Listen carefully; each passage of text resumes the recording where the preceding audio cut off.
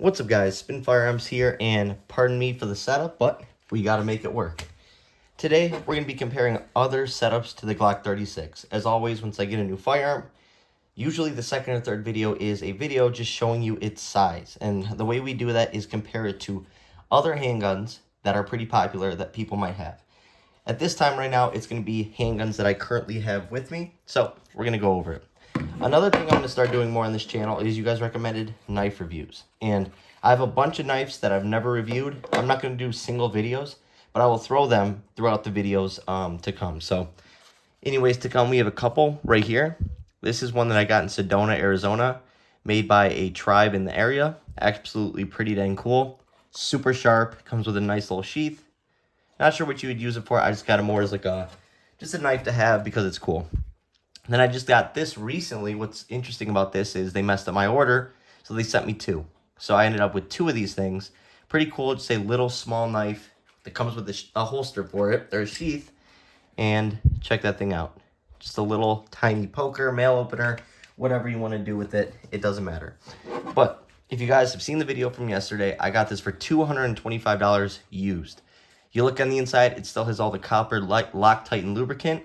It's absolutely ridiculous. So you know this thing maybe has one box max through it, if that. It doesn't even look like that. I've shot in one box through a brand new Glock, and usually a lot more of that copper is gone, and it's literally throughout the whole entire rail. So absolutely unreal deal. On top of that, look at this. The only scratches were that right there. Not a big deal at all. If I rubbed on them for a little bit, they would probably come out. But anyways, the problem with this handgun right here is capacity. Other than that, getting it for $225, even with the capacity it has, is not a big deal. That's a ridiculous deal. I don't care what anyone says. Even if I never carry this for the rest of my life, and it's just something I enjoy at the range. Being more powerful, more snappy, that's something you can enjoy. I like power. So something like this is actually pretty cool. Or just a backup. Your main carry is a Hellcat, and let's say at 10,000 rounds you have a part breakage, and you're waiting for that part to come back. Boom. Now you got your Glock 36. 6+1, carry a backup mag, get a base plate extension, whatever the case may be. That $225 will serve you right. So let's get into it. Right here is the Glock 36 and the XD Mod 2. The Grip Zone. What kind of holiday season would this be without the Grip Zone? I don't know about you guys, but around my Christmas tree, the Grip Zone theme song has been playing. Anyways, this is a 13+1 of 9mm compared to 6+1 of 45. And notice how thin that frame is on the Glock. It is extremely thin compared to the other 45 Glocks. But obviously it loses in capacity to the 9mm.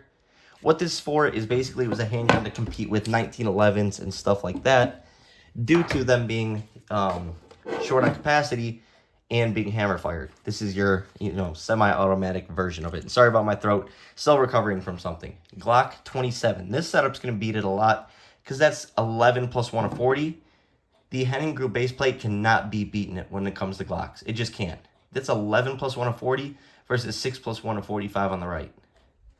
But like I said, majority of the time, statistics say 3 to 5 rounds max. And typically if you carry a backup mag, a lot of people think this is a movie in life, and it's not.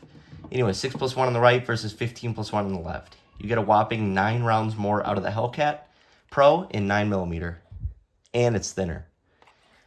So a lot of these comparisons, obviously the Glock is going to lose. That's just part of the game with this situation. Regular Hellcat, it's going to be the same thing, although this is the 13+1 setup. So even the 13+1 setup is about even with that 6+1 setup. So an extra 7 rounds, and it's about even. And you're getting 7 more rounds of 9mm, like I said. But that Hellcat, believe it or not, with all those aftermarket parts, has ran flawlessly. It's one of my favorite handguns that I own. I like it better than the original Hellcat, simply because of the EPS carry, but it is what it is. Right here, 6+1 on the right versus 9+1 of 40. Obviously, it's much thicker. That's the HK P2000 SK. This is a tank. Just like this 36, these are tank guns.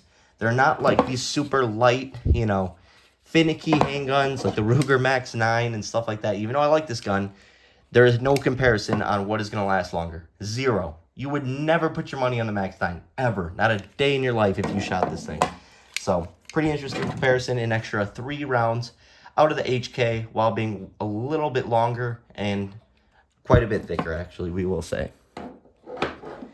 Then how about the Mod 3? Let's show the Mod 3 some love. Oh, wait.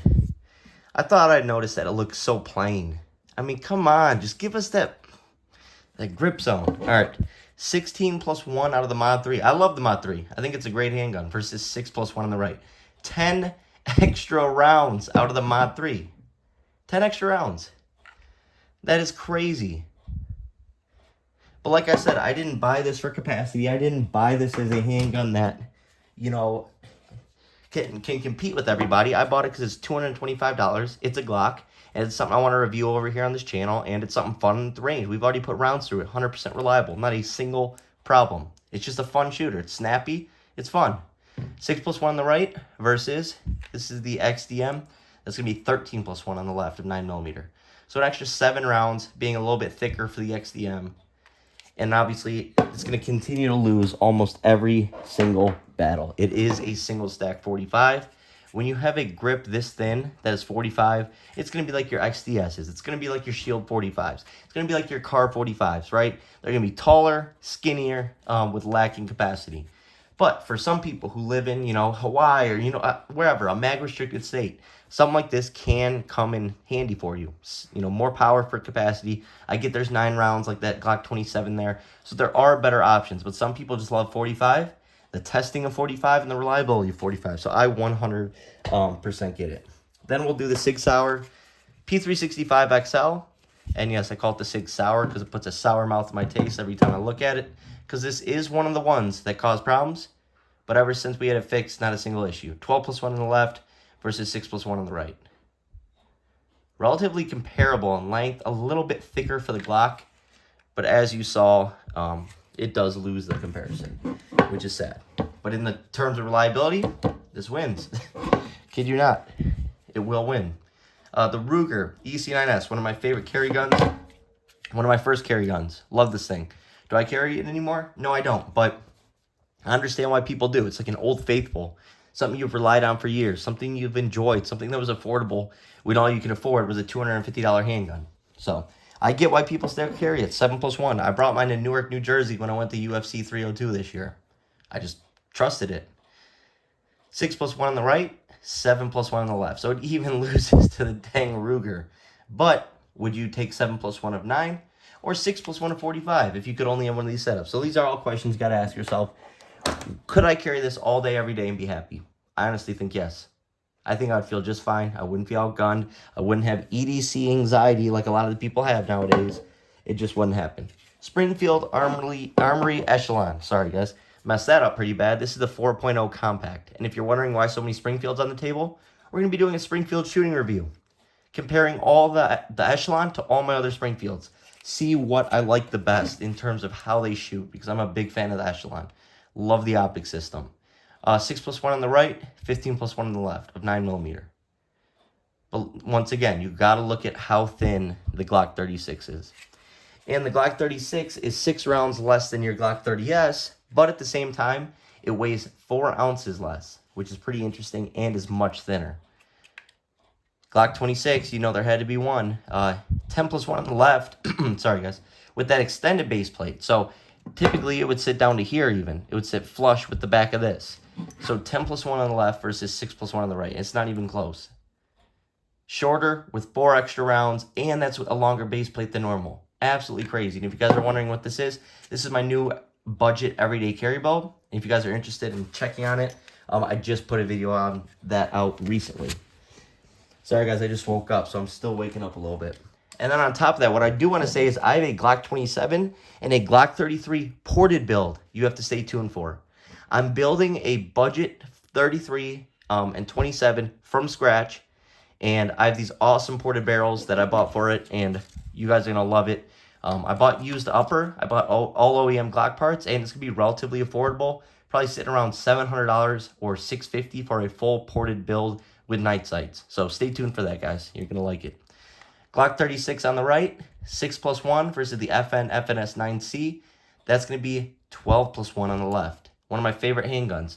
This year is the year that this handgun has I've really liked it. It's really grown on me. So check that out. That's that. So double the capacity or an extra 6 rounds for the FN. Yeah, absolutely crazy. Like I said, this will not win one battle. Then 11 plus 1 out of the Stoker Micro 9. One issue with this handgun. I did have a bad mag that was causing issues, but overall, when you don't include that mag, I've had one probably ammo-related malfunction. And that's through over 1,500 rounds. So it's been a great gun for the price. $350, you can't beat it. No problems with hollow points. It was on a full metal jacket where I had an issue on cheap ammo. 6 plus 1 on the right, 11 plus 1 on the left. So an extra 5 rounds and shorter for the Stoker Micro Compact. Check that out. It's actually a really nice shooting handgun. Check out this trigger. It's like if the Glock 43 and the Hellcat had a baby, is what you're getting here. Awesome, awesome trigger. That is from Stoker. And then the Ruger Max 9. This is going to be sitting with 10 plus 1 with that flush mag of 9mm. And look at the slide is about the same width. And it's shorter with an extra 4 rounds. Told you, the 36 will not win a battle. And yeah, about the same width, maybe a little bit thicker for the 36. Look at the overall footprint, bigger.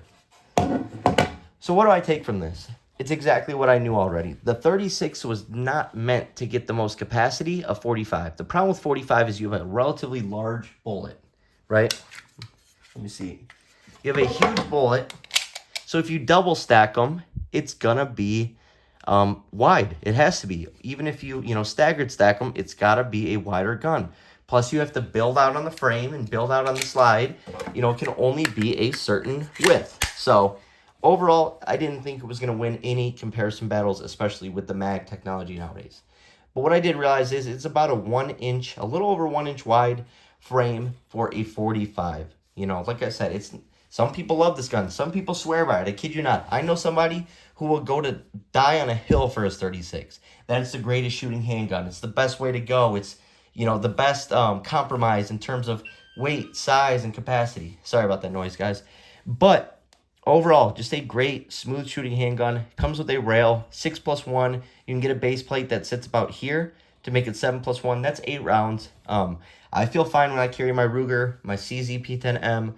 I don't feel outgunned or like I can't make it out of the situation I'm in. But on top of that comes physical fitness. Not everything's about a gun.